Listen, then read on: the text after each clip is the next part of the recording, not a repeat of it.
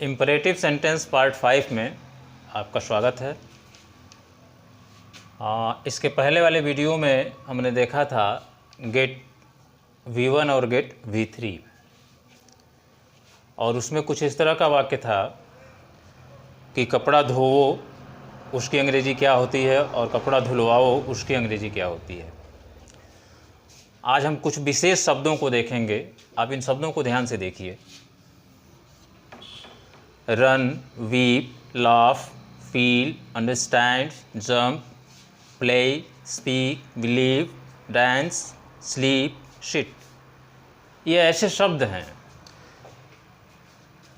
जिनका जब हम हिंदी में प्रयोग करते हैं तो अक्सर गलतियां हो जाती हैं। जैसे देखें, दो तरह से सेंटेंस को मैं विभाजित कर रहा हूं।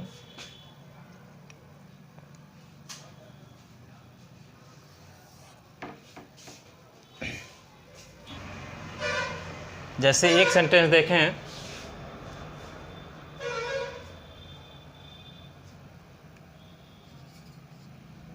हंसो।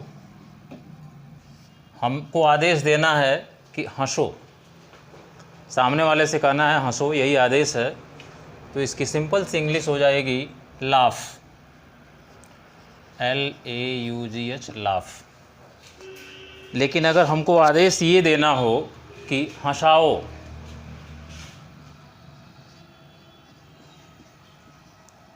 हंसाओ,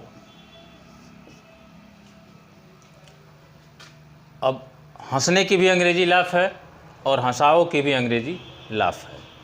लेकिन हंसाना अलग चीज़ है और हंसना अलग चीज़ है।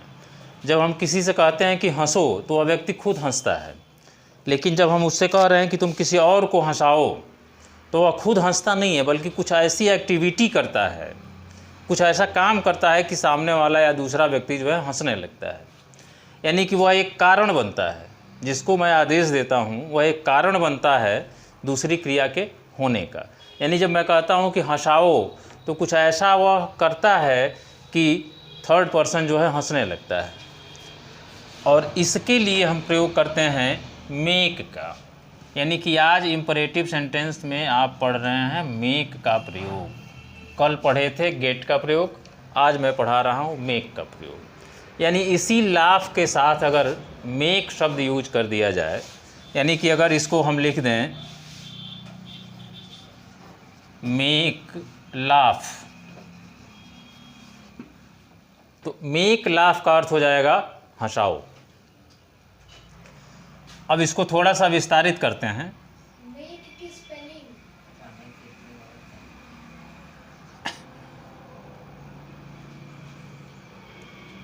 जैसे मुझे हंसाओ,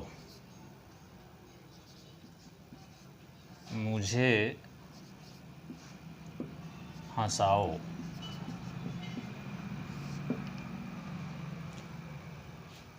अब इसका नियम हो जाएगा, थोड़ा सा अलग हो जाएगा। नियम को ध्यान दीजिए। Make plus object plus V1, get के साथ जो है V3 का प्रयोग होता है। यानी कि गेट के साथ वर्ब के थर्ड फॉर्म का प्रयोग होता है, लेकिन मेक के साथ जो है वर्ब के फर्स्ट फॉर्म का प्रयोग होता है। अगर इसके बाद कोई शब्द आता है तो वो होगा अदर वर्ड्स। अदर वर्ड्स भी आ सकता है। जैसे मुझे हंसाओ की अंग्रेजी हो जाएगी make me laugh, make me laugh. Make causative verb बनाने के लिए प्रयोग होता है। ये काजेटिव वर्ब कहलाता है। इसमें हम कोई काम करते नहीं हैं, बल्कि कारण बनते हैं। सामने वाले को हम कारण बनने का आदेश देते हैं कि उसे दौड़ाओ, उसे नचाओ, उसे बैठाओ। जब आप किसी को बैठाते हैं तो बैठता तो वो खुद है। किसी को कूदाओ, लेकिन कूदने का काम वह खुद करता है। तो मेक मी लाफ, मुझे हंसाओ। अब इसमें अदर वर्ड्स कैसे आ सकता है? जैसे हमें कहना हो कि कक्षा में मुझे हंसाओ, कक्षा में मुझे हंसाओ। कक्षा में, यह शब्द जो है अदर वर्ड्स में आएगा। साधन, समय और स्थान को अदर वर्ड्स कहते हैं, जो या तो एडवर्ब क्लॉज होता है, एडजेक्टिव क्लॉज होता है या नाउन क्लॉज होता है। इसी को मैं अपने सामान्य भाषा में अदर वर्ड्स का नाम देता हूँ। कक्षा में ये अदर वर्ड्स कहलाएगा, यानी कि प्लेस है ये आप पहले भी रख सकते हैं। अगर पहले रखते हैं तो कामा में रखेंगे और बाद में रखते हैं तो वैसे रख देंगे। कक्षा में मुझे हंसाओ, ध्यान दीजिए इस फार्मूले के अनुसार ही आपको अंग्रेजी बनानी है, न कि हिंदी के शब्दों के अनुसार। तो पहले हमको लिखना है मेक, मेक।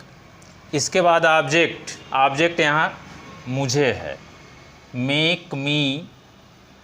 इसके बाद वर्ब का फर्स्ट फॉर्म हंसना, make me laugh, make me laugh. और लास्ट में है अदर वर्ड्स, और वो है इसमें कक्षा में। तो make me laugh in the class,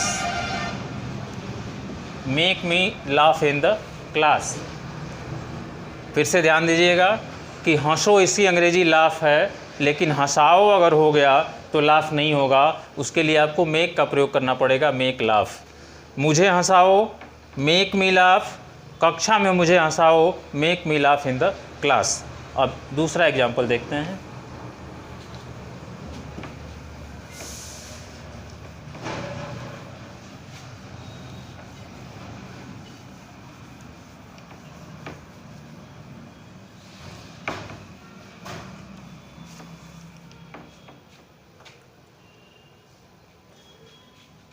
दूसरा एग्जाम्पल लेते हैं वीप से। जैसे हमें कहना है, किसी को आदेश देना है रोवो।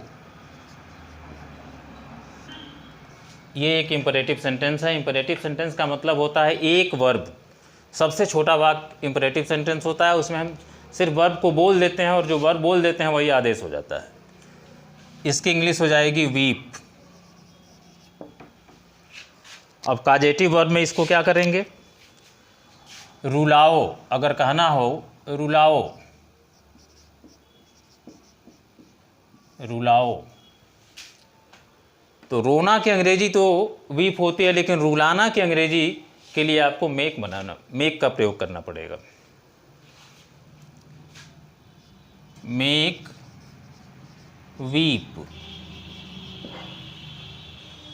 फिर इस सेंटेंस को एक्सटेंड करते हैं, उसे रुलाओ, उसे रुलाओ। फार्मूला को मैं एक बार फिर रिपीट करने जा रहा हूँ। Make plus object plus verb का फर्स्ट फॉर्म और प्लस अदर वर्ड्स। ऑब्जेक्ट और अदर वर्ड्स, इसको फिर से समझने का प्रयास कीजिए कि ये एसेसरीज है। ये वाक्य का कंडीशन नहीं है, यानी कि वाक्य में कोई ज़रूरी नहीं है कि ऑब्जेक्ट हो और अदर वर्ड्स हो ही। जैसे पहला सब जो एग्जाम्पल है वो है रुलाओ, मेक वीप। दूसरे में हमने यूज किया है उसे रुलाओ। यहाँ उसे शब्द जो है ये ऑब्जेक्ट का कार्य कर रहा है। इसको हम बनाते हैं, पहले लिखेंगे मेक, ऑब्जेक्ट उसे, मेक हिम, वर्ब का first form weep, make him weep. Other words इसमें नहीं है। अब अदर वर्ड्स इसमें हम जोड़ते हैं, देखिए आज उसे रुलाओ, आज उसे रुलाओ। आज शब्द जो है देखिए क्या है, साधन, समय व स्थान अदर वर्ड्स होता है। आज जो है समय है। इसके पहले जो यूज किया गया था कक्षा में वह स्थान था, और ये जो है समय है। आज उसे रुलाओ। अब पूरा फार्मूले का यूज करेंगे। पहले मेक हमको लिखना है, मेक। अब ऑब्जेक्ट देखिए, ऑब्जेक्ट उसे है, ये ऑब्जेक्ट है, मेक हिम। इसके बाद वर्ब का first form make him weep, आज, make him weep today, make him weep today.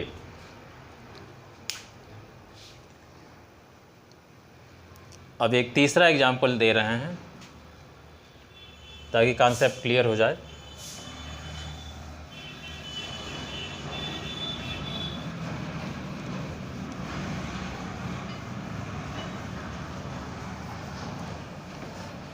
अगर आप वीडियो को देख रहे हैं तो कमेंट सेक्शन में वीडियो का फीडबैक ज़रूर दें कि इसमें कुछ कमी हो।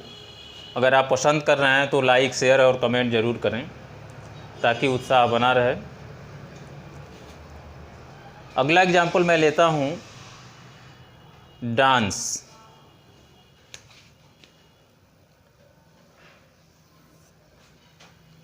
जैसे सामने वाले को हमने एक आदेश दिया नाचो। नाचो का मतलब नृत्य करो, लेकिन बोलचाल की भाषा में नाचना और नचाना यही आता है, इसलिए मैंने व्यवहारिक भाषा का यूज़ किया है नाचो। यानी कि सिंपल हम आदेश दे दिए उसको डांस। ये पूरा हो गया, एक इम्परेटिव सेंटेंस हो गया। डांस अगर हमारे मुख से निकल गया तो सामने वाले को डांस करना है, अगर वो आदेश को फॉलो करता है तो। अब यहाँ दूसरा है नचाओ। अब नचाओ का मतलब है कि वह व्यक्ति खुद नहीं नाचेगा, वह कुछ ऐसा कार्य करेगा कि सामने वाला या दूसरा व्यक्ति नाचेगा। यानी कि वो नचाने का काम करेगा, न कि नाचेगा, यानी कि वो कारण बनेगा। और इसीलिए इन सारे वर्ब्स को काजेटिव वर्ब्स की श्रेणी में रखा जाता है। यानी कि जो करता है वह काज का काम करता है, कारण का काम करता है। नचाओ, अब यहाँ डांस के पहले हमें मेक लगा देना है, मेक डांस। फिर थोड़ा सा इसको एक्सटेंड करते हैं, मोहन को नचाओ, मोहन को नचाओ।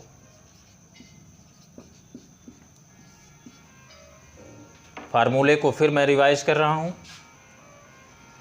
Make plus object plus verb का first form plus other words. इसी को देख के बनाना है आपको। पहले हमने लिखा मेक, ऑब्जेक्ट मोहन, यहाँ ऑब्जेक्ट है, मेक मोहन। जो नाउन होता है कहीं भी होता है तो उसको कैपिटल से शुरू करते हैं। Make Mohan dance, make Mohan dance. इसको थोड़ा सा और विस्तारित करते हैं, यानी कि अदर वर्ड जोड़ते हैं।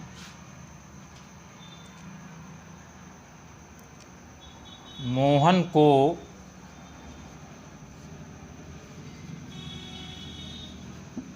मंच पर नचाओ, मोहन को मंच पर नचाओ। मोहन ये ऑब्जेक्ट है और मंच पर, ध्यान दीजिएगा, यह स्थान हो गया, ये अदर वर्ड्स कहलाएगा। फार्मूले को देख करके बनाएंगे, मेक मोहन, मेक हो गया, ऑब्जेक्ट हो गया, अब वर्ब का फर्स्ट फॉर्म रखना है dance, make Mohan dance. Other words, मंच पर, on the stage, on the stage. Make Mohan dance on the stage.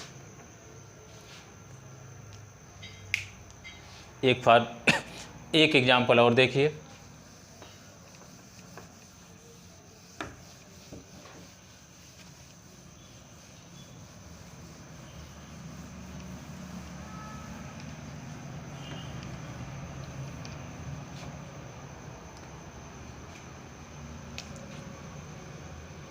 या अगर समझ में आ गया तो आज मैं एक एक्सरसाइज आपको दे रहा हूं जो आप कमेंट सेक्शन में दे सकते हैं। आप चाहें तो नोट कर सकते हैं।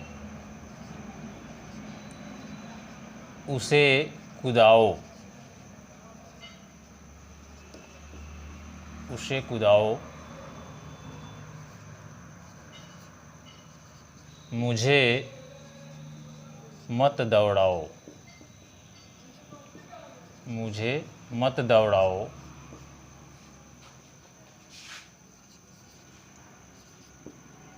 बच्चों को समझाओ, बच्चों को समझाओ।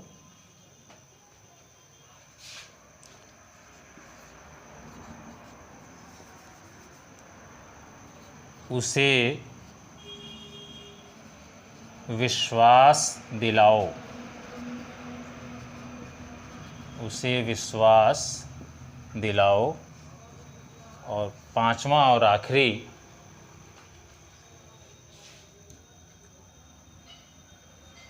सबको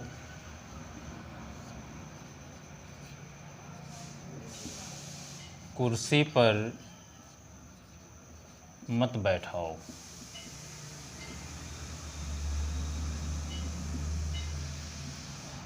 मत का मतलब है जिसमें भी हमने मत शब्द का यूज किया है तो आप इंपरेटिव सेंटेंस के पहले डोंट का प्रयोग कर देंगे।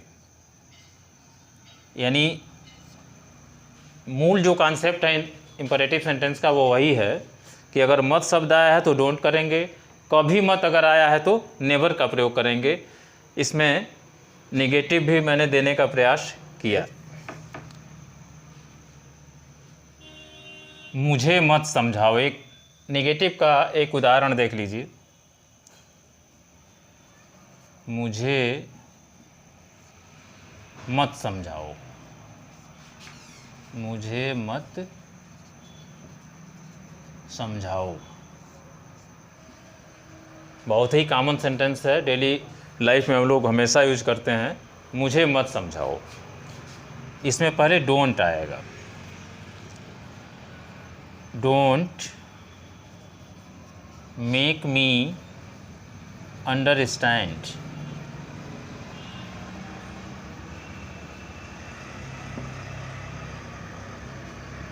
Don't make me understand. अब जैसे मान लीजिए आपको कहना है कि उसे मत खिलाओ, डोंट मेक हिम प्ले। उससे मत बुलवाओ, डोंट मेक हिम स्पीक। उसे विश्वास मत दिलाओ, डोंट मेक हिम बिलीव। उसे कमरे में मत सुलाओ, don't make him sleep in the room.